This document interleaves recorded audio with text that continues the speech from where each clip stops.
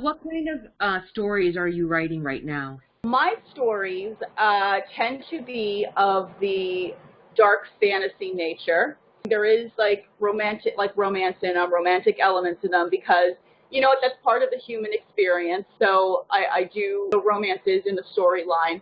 I also write and incorporate a lot of like Celtic lore and legend, a lot of lore and legend from around the world. But I would say the overall genre, if you will, would be like dark fantasy and then gothic romantic, the genre under that, and incorporated with some ancient lore, fairy tales, stuff like influence from there.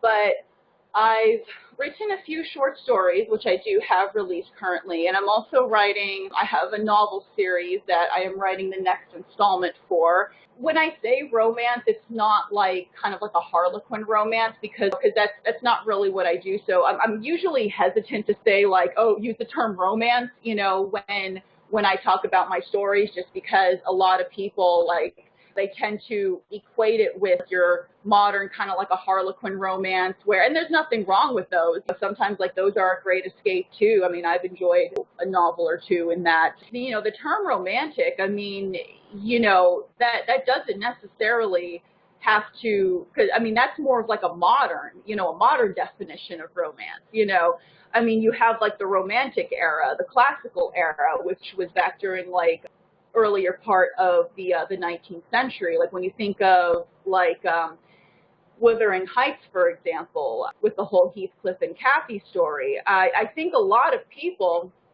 when they go to read that book and they see that it's classified as like romantic and everything, I mean, yeah, it is, it's pretty much, it's a love story, if you will.